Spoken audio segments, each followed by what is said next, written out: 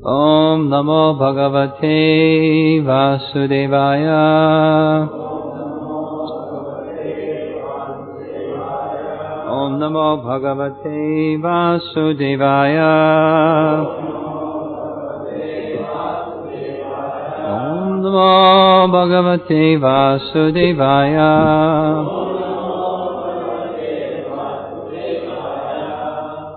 Reading this morning text 14 plus a few verses earlier.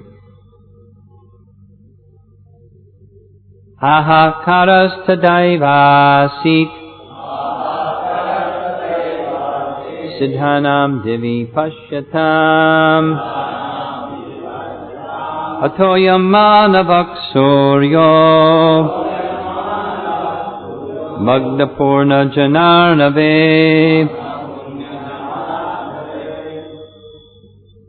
Translation.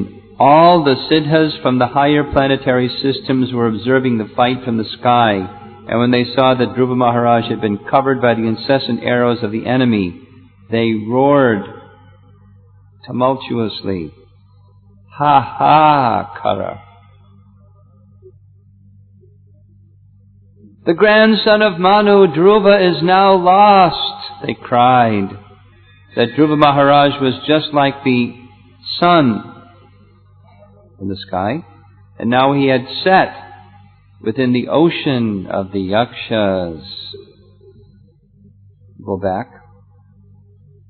Text 10 has no purport. 11, 12 have no purport. So we'll read text 10. Just like serpents who cannot tolerate being trampled upon by anyone's feet, the yakshas, being intolerant of the wonderful prowess of Dhruva Maharaj, threw twice as many arrows, 6 from each of the soldiers, and they very valiantly exhibited their prowess. Next translation. The yaksha soldiers were 130,000. So 130,000 times 6 arrows at once. A lot of arrows. One target.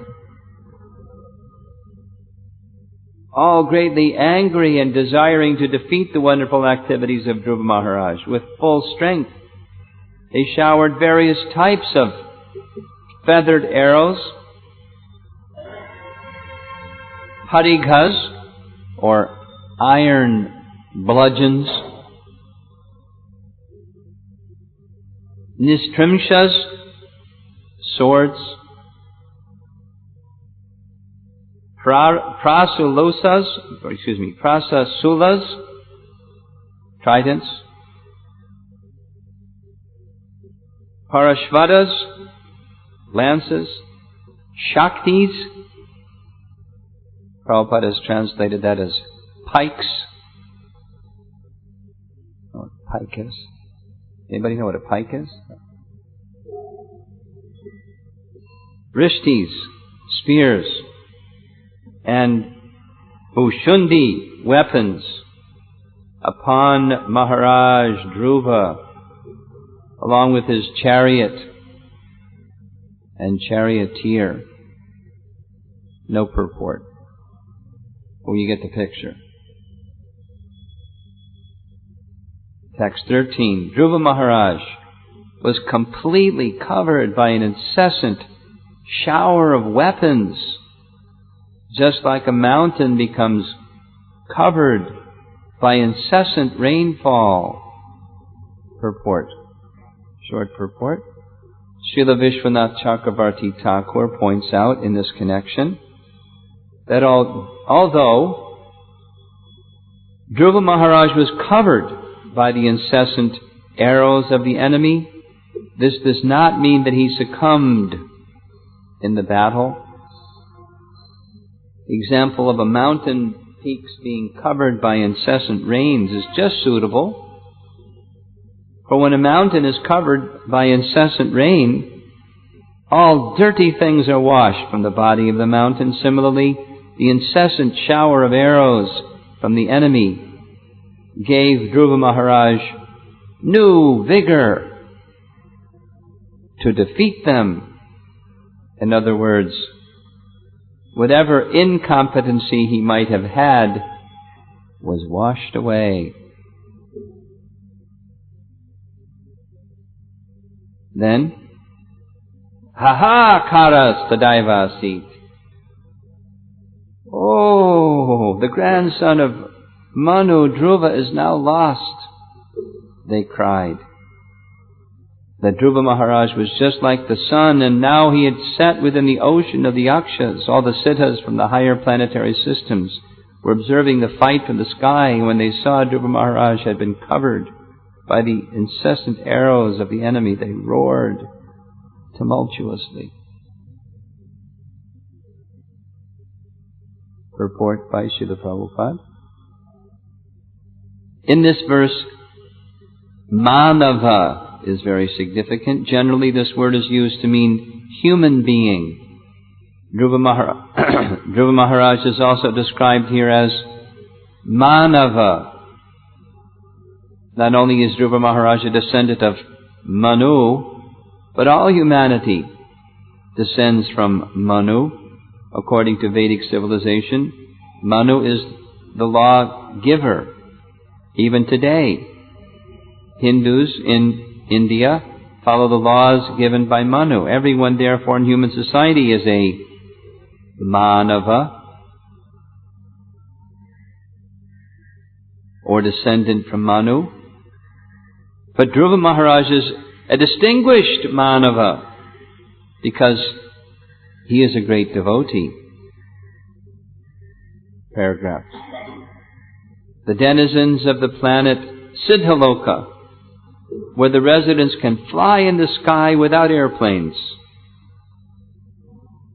were anxious over Dhruva Maharaj's welfare in the battlefield. Srila Rupa Goswami says, therefore, that a devotee is not only well protected by the Supreme Lord, but all the demigods and even ordinary men are anxious for his security and safety. The comparison given here, that Dhruva Maharaj appeared to merge in the ocean of the Yakshas, is also significant. When the sun sets on the horizon, it appears that the sun drowns in the ocean. But factually, the sun has no difficulty. Similarly, although Dhruva appeared to drown in the ocean of the Yakshas, he had no... as the sun rises again, in due course, at the end of the night, so Dhruva Maharaj, although he might have been in difficulty, parentheses, because, after all, it was a fight. And in any fighting activities, there are reverses. That did not mean that he was defeated. Very nice.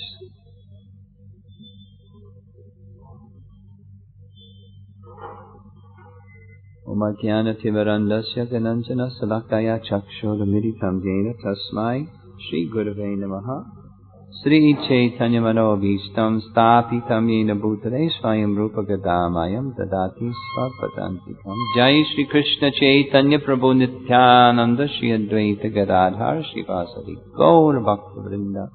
Hare Krishna Krishna Krishna Hare Hare, Hare Rama Hare Rama.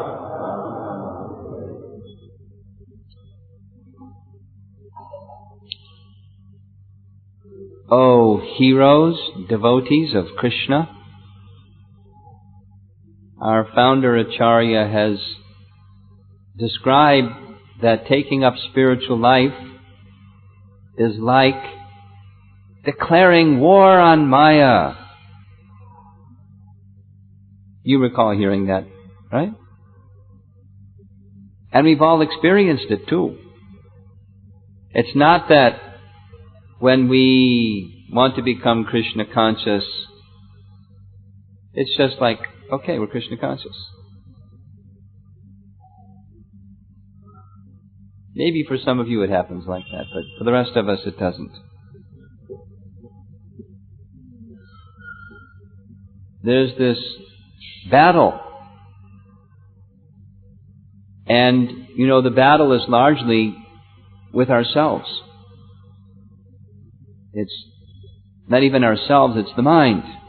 Daiviyeshu gunamayi mama maya duratyaya mameviye prapadyante mayamitam taranti te.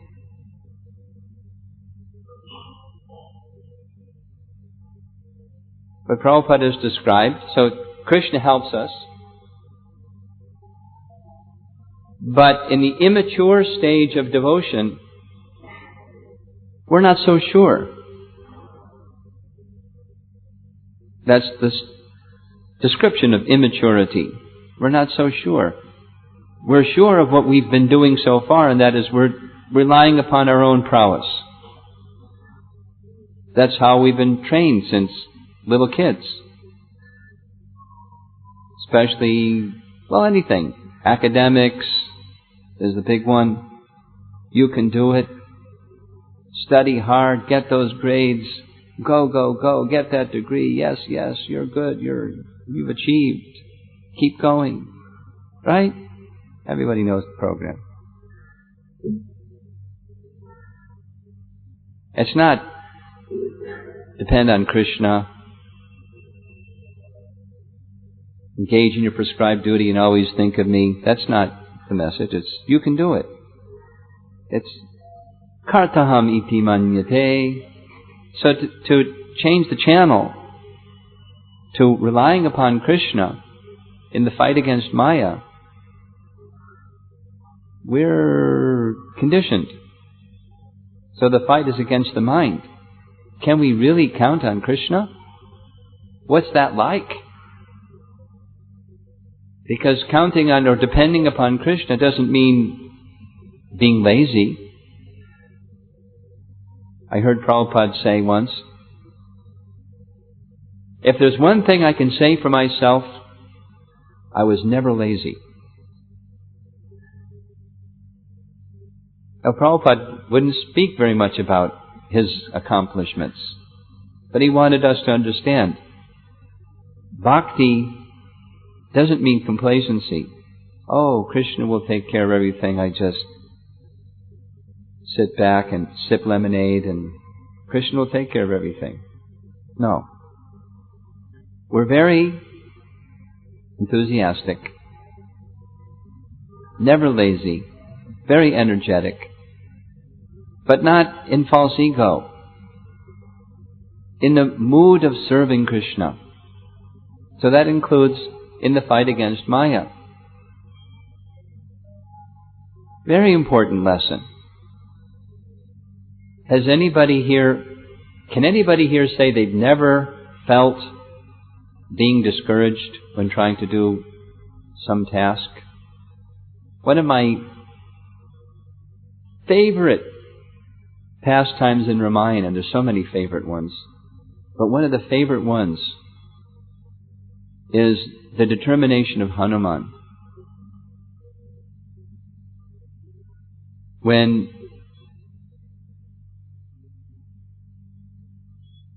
Jambavan turns after all the monkeys have said how far they can jump, and Jambavan turns to Hanuman and says, Hanuman, you can do it. And he's not thinking, yes, at last somebody's recognized how I can do it. He's not thinking like that. That's false ego. He's thinking, by the mercy of the devotees, anything is possible. And just hearing Jambavan speaking, he got bigger and as he was crossing the ocean, the challenges that he met crossing the ocean were insurmountable challenges. Some of the challenges were even specifically so that Hanuman would exhibit his prowess and all the demigods would shower their flowers upon how indomitable was the determination of Hanuman.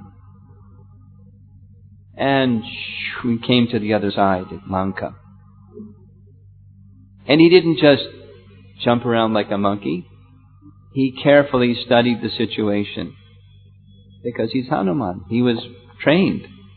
Before you take a step, you carefully consider. His prowess was not just passion-driven. It was transcendental, because his mission was to please the personality of Godhead. There's no room for impulsive behavior. When you're serving the personality of Godhead, it has to be very thoughtful. And he searched, and he searched, and he searched everywhere, and he saw all the opulence of Ravan, the gold, and the palaces, and all the details, the ladies sleeping. They couldn't find Sita, and he was chastising himself. How could I think that Sita could be in this position anyway? How abominable. He searched a second time, all around the city, and he was appreciating, when Ram comes, now I'll be able to describe to him where everything is. So he was like a spy, reconnaissance, the intelligence agency of Ram's government. And he was very intelligent. He had memorized where everything was, but the mission was to find Sita. And he couldn't find Sita. He tried the second time and he couldn't find Sita.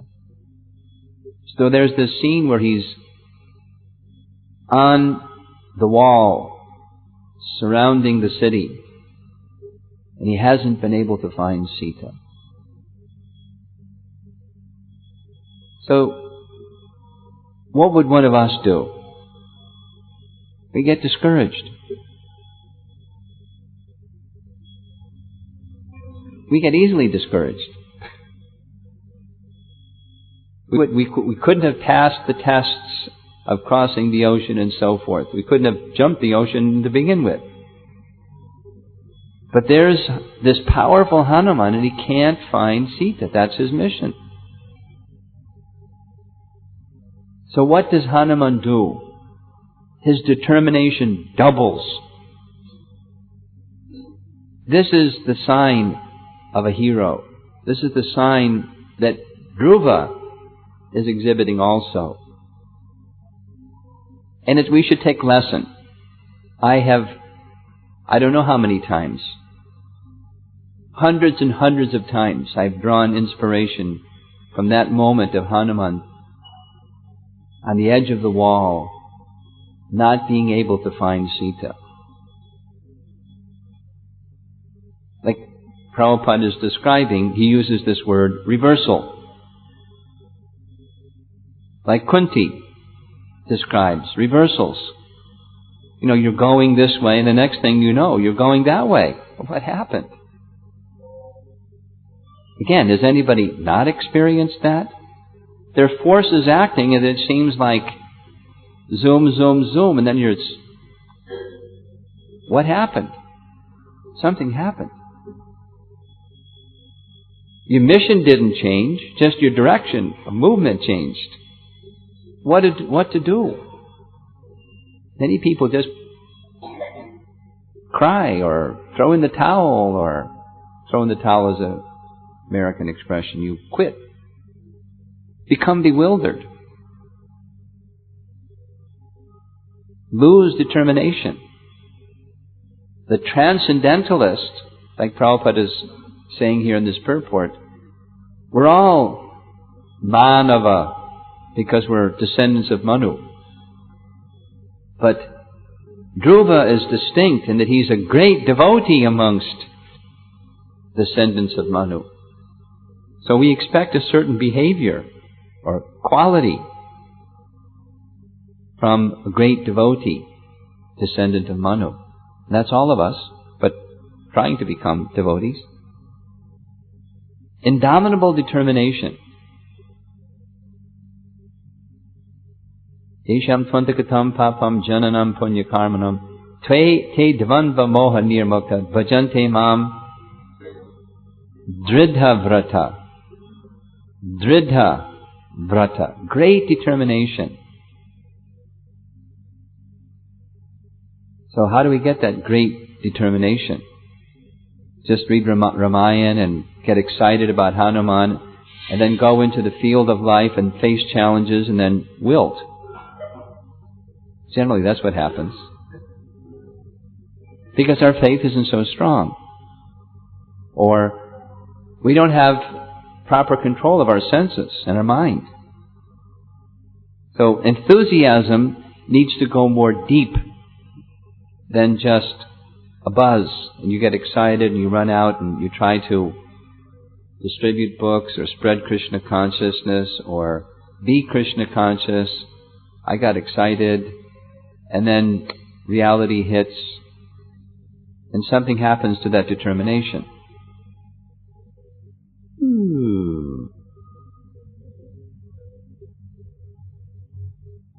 So the devotee, or the Veera, the hero, determination doubles when there's some obstacle. Or take same point, slightly different application. Supposing somebody recognizes improper humility, and even take it further and say Vaishnava humility. Proper humility is to say, I'm very inconsequential. And Vaishnava humility is, I'm insignificant. In relation to Krishna, what is any one of us? Insignificant. So recognizing my insignificance and my inconsequential position and so many shortcomings, so many defects, so many limitations, one can just get depressed and think, what's the use? The lesson from Hanuman and from Dhruva Maharaj is, because of my very diminished position in comparison to all the other wonderful devotees, I have to try double hard. I have to be double Krishna conscious. I have to be double enthusiastic. And stay enthusiastic, fully depending upon Krishna, because of my very insignificant position. Not the other direction. The other direction is the mode of ignorance. Oh, what's the use? Oh, I'm no good. Oh, I can't do anything right. Oh, woe is me, better just go to sleep. Mode of ignorance. Mode of passion and says, I'll do it. And you get beaten and I think I'll do it. But transcendence doesn't know any obstacle. Nothing can check pure devotional surface. Ahaituki apratiyata. Right? Yatma suprasidati. We all want happiness, but the material happiness is, I can do it. And you think that you do it. And you take, I did it. The satisfaction of passion is not satisfaction. It's illusion. Because the next moment, that thing is taken away. What's the use? But the happiness of devotion is just that you stay fixed in the service. Just a very nice example is Srila Prabhupada. And he described it in his own diary, that when he came to America for 1 year, he came in the winter. Those of you that are from South India, you can only imagine what the winters of New York are. Here's a 70-year-old sadhu with his dhoti in the blowing cold winds of New York City. Without even a proper place to stay. No money. Snow and cold and wind and... Did he become discouraged? Hanuman, stand perched on the edge of the wall.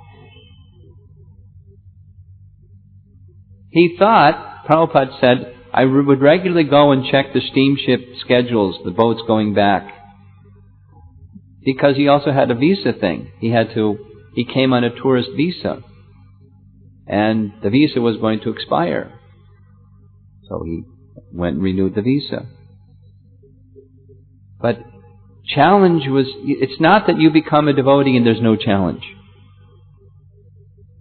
Small devotee, medium devotee, big devotee, skinny devotee, fat devotee, tall devotee, short devotee, man devotee, woman devotee, child devotee. Challenges will be there. Now, how to face challenge? Stay in the mood of service. Don't become proud or in the mode of passion. Don't succumb to the mode of ignorance. Focus in the right mood. What's the mission? Prabhupada explained that he felt his Guru Maharaj would be pleased just that he was making the effort. And if his Guru Maharaj wanted to crown that effort with success, then there would be success.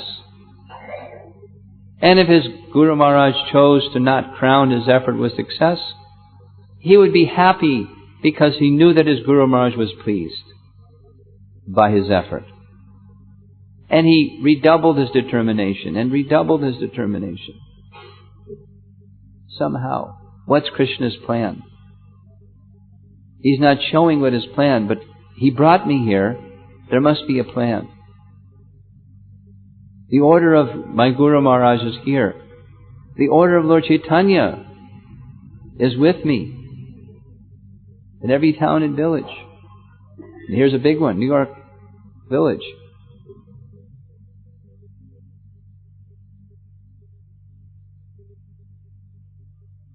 And we all have our challenges. Little ones, big ones. The real test of a devotee is how you face your challenges. Like Prabhupada described. In one, there's a series called Perfection of Yoga. Perfection of Yoga. Yoga System. It's chapter 6 of Bhagavad Gita in Los Angeles, where the devotees read verse and purport, and Prabhupada would comment. He'd interrupt. Very nice.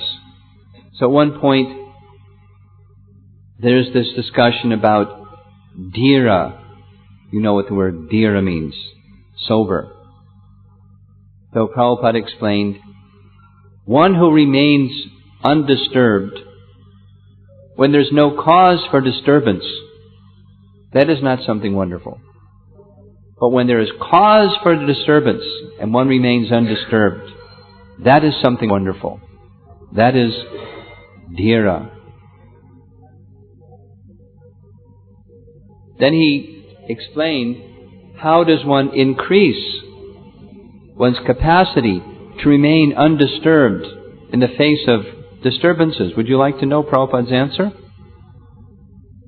Should I talk about something else or that one? That one, okay.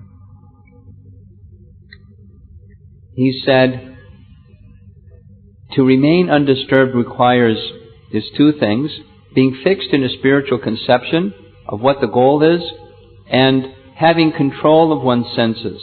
And you increase, he explained, control of the senses by voluntarily practicing austerity, the kind of austerities that Vaishnavas are to perform, like how we observe Ekadasis, how we observe Janmashtami and appearance days of the Lord. The vratas that we accept voluntarily and perform them. On auspicious days, not something whimsical, you make something up on every Thursday, something. People do like that, but in a traditional way, our acharyas have described these things. When I was in Mayapur, the one devotee, Ananda Tirtha, gave me a little booklet on Rupa Goswami's writing How to Observe Janmashtami. So there's prescribed methods of observing festivals and holy days, and how you go about that, the sense control will be sustainable if your consciousness is fixed in the right place. And if your consciousness isn't fixed in the right place, you cave in, you deviate from that vrata. So, for the purpose of remembering Krishna, enhanced remembrance of Krishna on auspicious days, accept some voluntary austerity, and it increases determination. That was Prabhupada's answer. He raised the question and gave the answer. Stay fixed in the spiritual conception. Just like in Bhaktivinoda Thakur's explanation of Utsahan Nishchaya Dharya Tatat Karma Pravartanat, the principle of Utsaha, enthusiasm. Close, it resembles great determination. So staying always enthusiastic. He describes many things, and he concludes the chapter by saying, without having a spiritual conception of self and the goal, it's not possible to actually have enthusiasm, sustainable, because the real quality is sat. And that which isn't real quality is asat. It's now you see it based on circumstances, and now you don't see it because circumstances changed. That's asat. So, yes, yasti bhaktir bhagavatya kinchana sarvayar ganistatra samasute sara. A devotee becomes decorated with real qualities because of their devotion, but harava bhaktashu kuto mahadguna. There's no mahadguna to be found in the abhakta, because bhaktas become, again, decorated by Krishna with real quality. When Krishna sees the quality of being steadfast and fixed upon pleasing Him, it's described in the 12th chapter of Bhagavad Gita, He's very pleased. And when Krishna is very pleased, guess what? We become pleased. Spiritually, Atma suprasidati. And that's only when, so Bhagavatam is describing when there's no selfish interest. So that's high, because we know selfish interest. We don't have experience of selfless interest. The closest thing is the mode of goodness.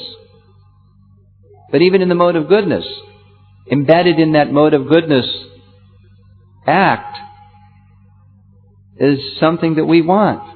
There's some perks that we want. We want some recognition. We want that mode of goodness happiness. We all know what that mode of goodness happiness is. When you do something, you go out of your way to do something for someone else. There's a certain feeling that you feel called mode of goodness happiness. That mode of goodness happiness, according to Bhagavad Gita, conditions the soul to stay within the modes of nature. What's that happiness that's without that expectation? Only a transcendentalist knows what that happiness is, and that's Krishna's happiness. It's being Krishna conscious while taking up something. It's not for someone else or for myself, other than Krishna.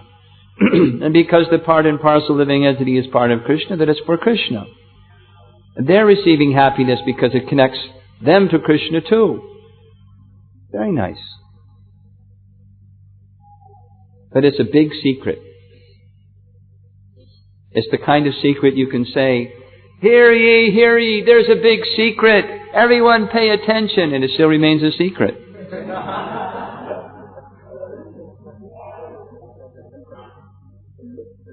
Paramaguyam, most confidential. How to experience happiness that doesn't end. It's ever increasing happiness. It's not circumstantial. It's not created by some material cause. It's not checked by some material cause. It's on the spiritual platform. That's our message. That's the life that we're being invited into by the Srimad Bhagavatam. And Dhruva is showing the way. So, his position, mind you, because we're going to find this out soon, his position was get back, revenge. It wasn't on the best platform. He did this earlier too. When his stepmother said, get off your father's lap, you will not be able to sit on the lap of your father, meaning the throne. Even you're the firstborn from your father because you weren't born from my womb. But if you're very lucky, you'll die. And then you can take your birth again from my womb, and then you can sit on the throne. Get down. And Dhruva looked at his father like, protection, help, shelter. And his father said nothing, because his father was attached to Suruchi. So Dhruva didn't know what to do. He just burst out in tears and ran from the presence of his father and stepmother, and ran to his mother, Suniti, crying and crying and crying and crying, little boy.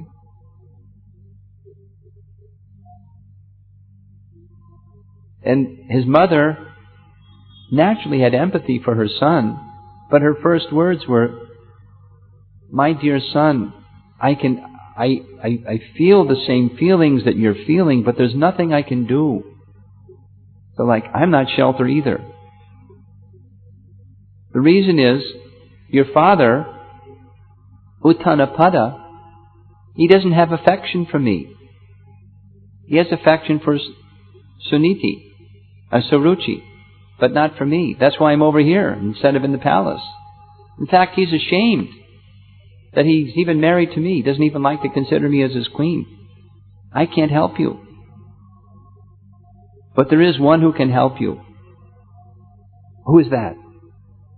Lord Vishnu. Because if one gets the favor of Lord Vishnu, anything can happen. Dhruva considered. Very well. Where do I find Vishnu? And she said, well, I'm just a woman. I live in the palace, and I don't know these things so well, but I hear that sages, they go to the forest. And somehow they find Vishnu. So Dhruva said, very well, I'm off to the forest. And without any further ado, without getting his toothbrush and laptop computer and cell phone, he just headed for the forest, looking for Vishnu. Where is Vishnu? He saw trees, and he saw birds, and he saw wildlife of all descriptions, but he didn't see Vishnu. Then Narada came, because Narada heard, oh, the son of Uttanapada has left. He's in great distress. And when people are in great distress, oh devotees, it's a great opportunity for preaching.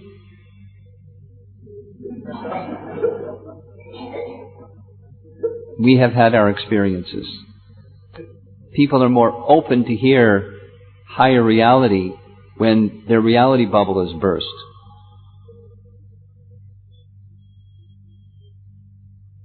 So Narada gave different advice, and each time he spoke, Dhruva remained silent, indicating, I don't accept.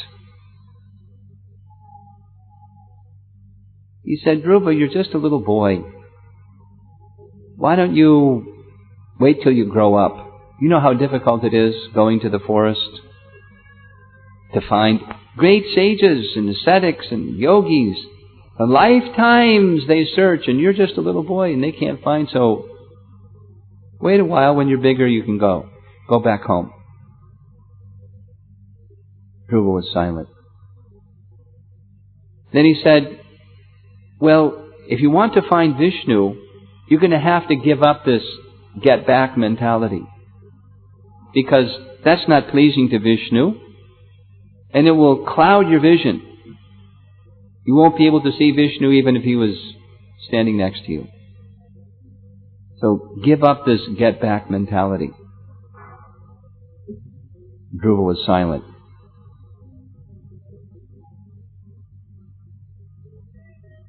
He said various things. When he was finished, Dhruva said, my dear sage Narada, all the words that you have spoken are true. The only problem is I can't follow them. Because I have this Kshatriya spirit. And my Kshatriya spirit says, I'm going to show Suniti. I'm going to show Uttanapada. I want a kingdom, not just Uttanapada's kingdom, better than Uttanapada's kingdom, better than his father's kingdom, better than his father's father's kingdom.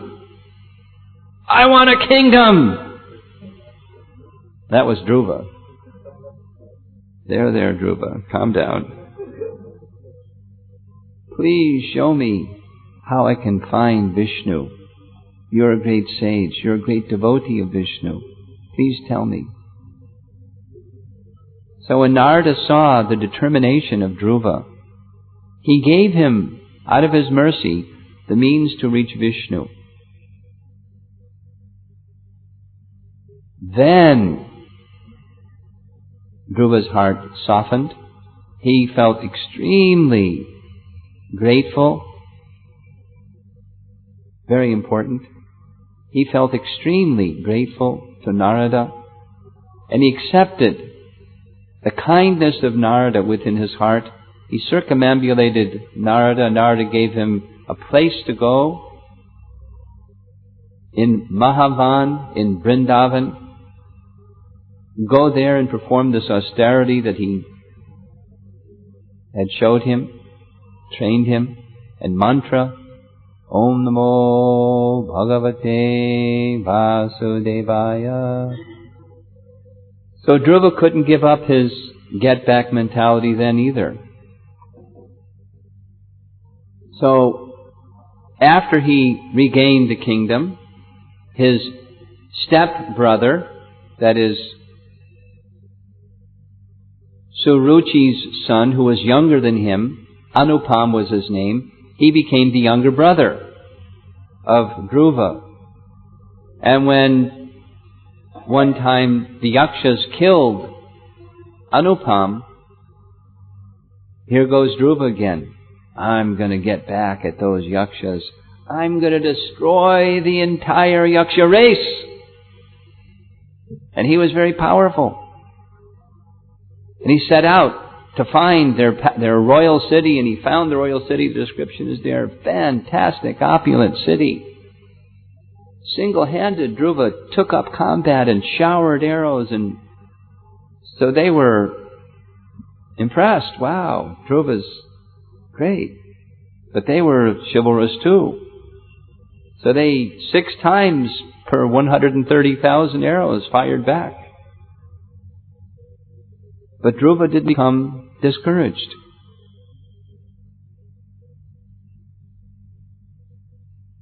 This is, so I don't want to spoil how the show ends here, but he gets mercy. He becomes victorious, but more than victorious, he gets mercy. Because that's what a devotee wants. We don't want to just, we have a job assignment, and we get it done. Haribol. The world is filled with people that are doing things and getting things done.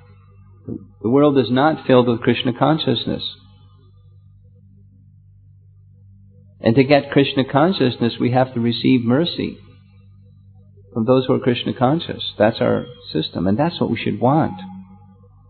We want to get things done. We want for the pleasure of Guru and Krishna. But we want Krishna consciousness.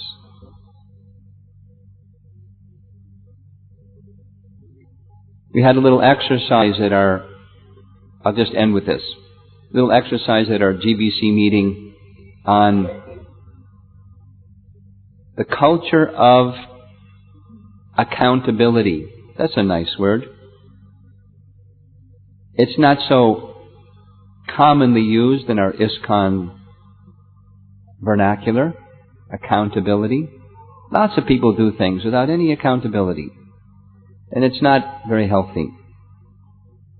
So, on a GBC level, we're trying to start at the top and instill the culture of accountability so that as we are holding ourselves accountable to one another and to our society, then the rest will follow that principle that all members of the society will be accountable. Ideally, transparent in accountability. So we had this little exercise in accountability. And one of the things that we did was, it's like very gentle, it's self-accountability. Then we moved it into peer accountability. But we chose the thing that we would like to improve upon. Because the whole idea of accountability is not standing with a stick over somebody and saying, you're accountable to me.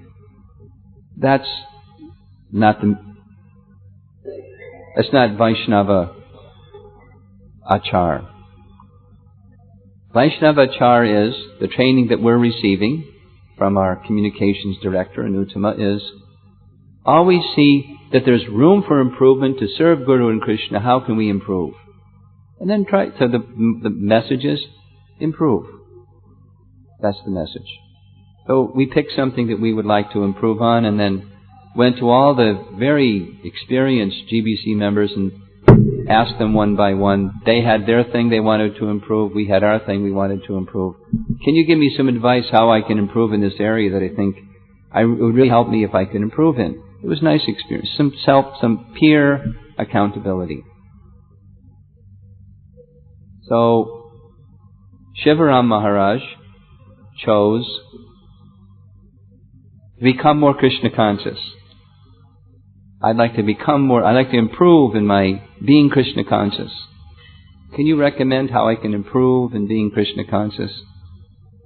I didn't know that until he came to me and asked me. I gave him my thing and he gave me his.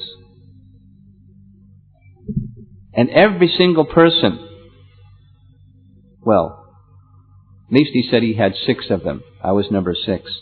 There's a message of how to improve in Krishna consciousness. You want to guess what it was connected to? Chanting the holy name. Such a simple thing. We're all so busy. We may not feel that we can give quality time to this quality activity of chanting the holy name because we have so much we have to do. And not only that, we have so many challenges in getting it done. But if we don't bring Krishna consciousness into that service and the challenging things, even if we get it done, it's not satisfying. And others are not satisfied.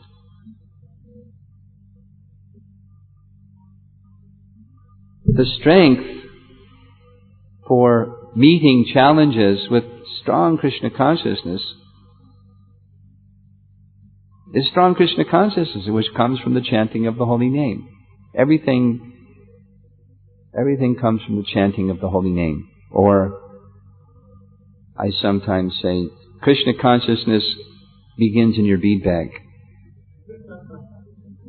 How you chant the holy name.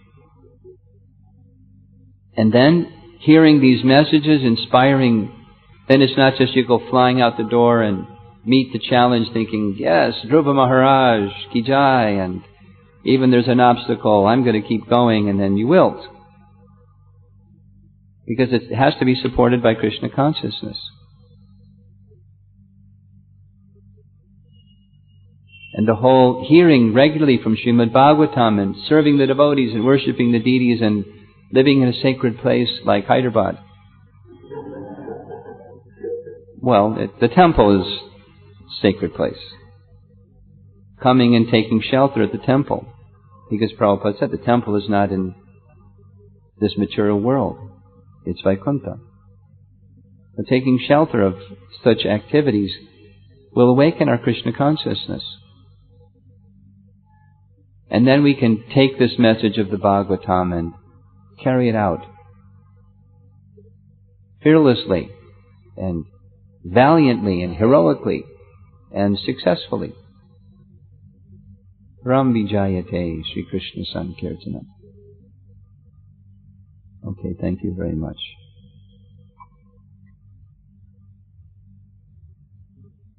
Any comments or questions? I'm glad we don't have to do this in 2 languages. It takes a lot of time.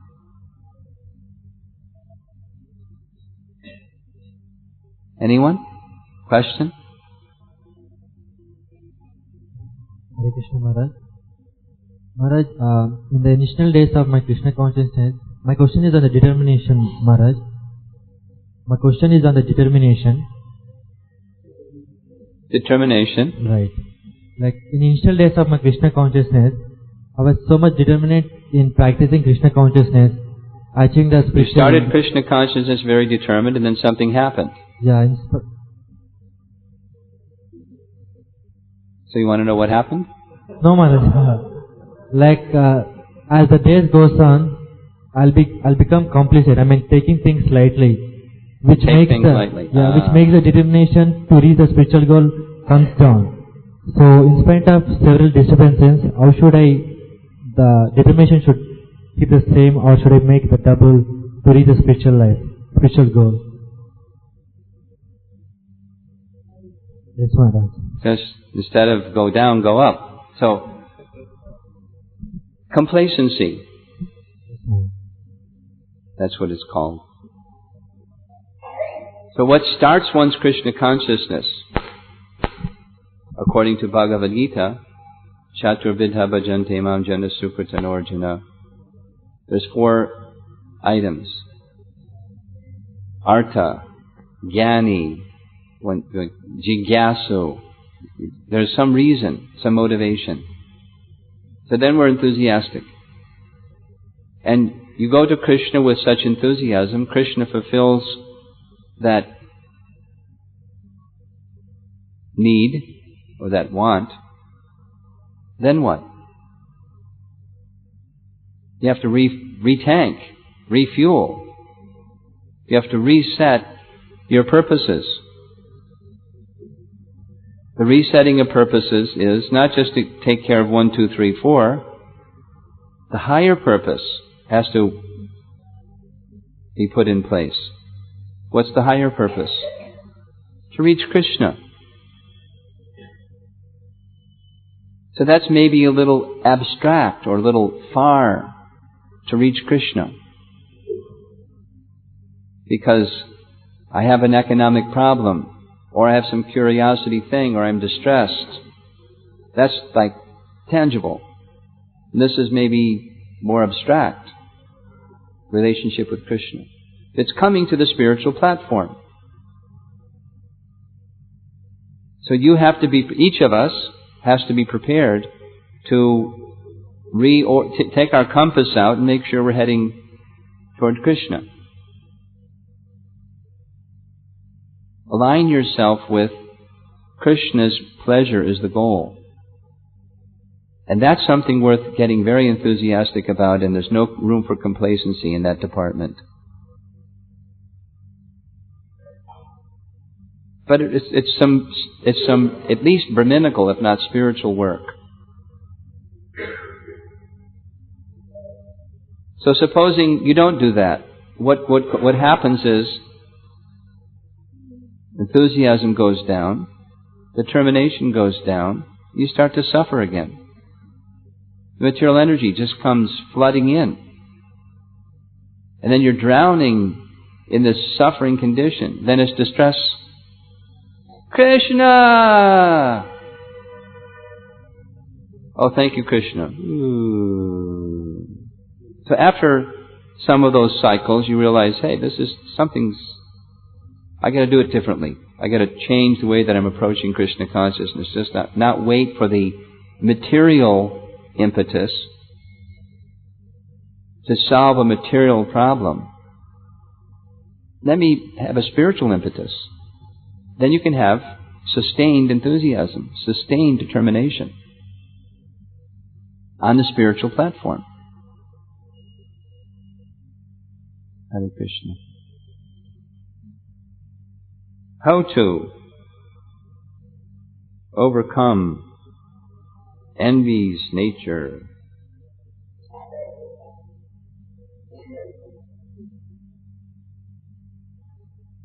Love for Krishna.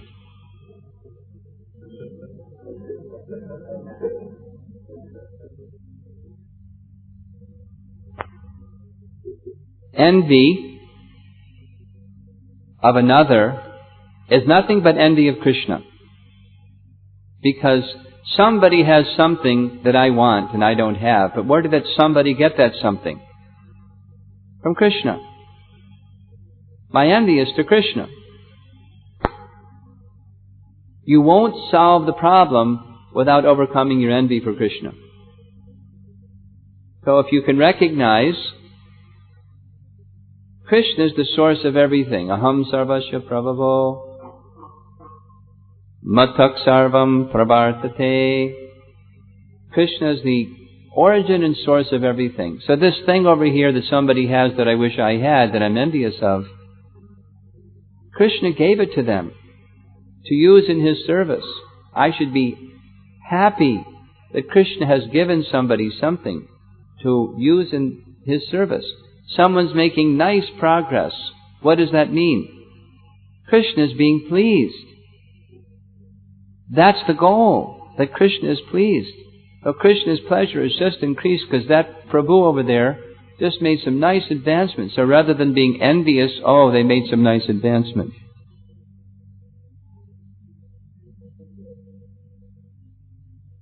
Happy because Krishna's pleasure has increased. Like making the goal spiritual rather than I want some recognition for achieving something. And if I don't get recognition, I don't know if I'm going to do this thing anymore. I need at least 3 pats on the back. Now, it's just human nature. We want reciprocation with others. That's natural. But unconditional service isn't dependent upon that. It's knowing that Krishna is pleased.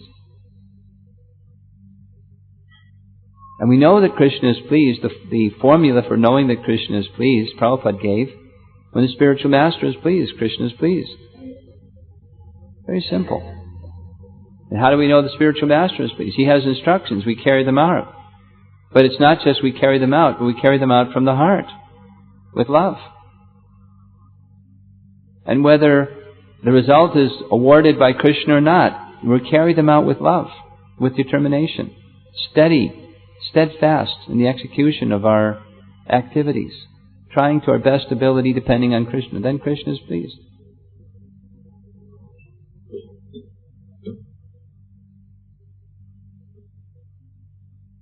And if you're really fortunate,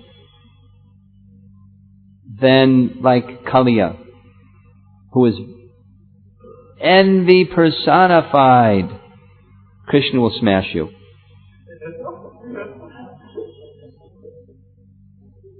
He was so envious that Krishna smashed and smashed and smashed and smashed, and he was still trying to bite Krishna. Like the serpent that was swallowing Nanda Maharaj. Just one gentle touch of Krishna's foot on that serpent's head. At once he was transformed into the Gandharva that had been cursed to become a serpent. One touch. Kaliya, Krishna would smash and smash. Our acharyas describe his mouths of the Kaliya serpent were unrecognizable. They were so bashed and broken. Blood streaming from his mouths. because the extent of his envy was so great. Well, if you're very fortunate, Krishna will place his lotus foot on your head and bash you. Maybe. That's one way to overcome envy. So you can take your pick. You can strive to awaken your love for Krishna or get smashed by Krishna.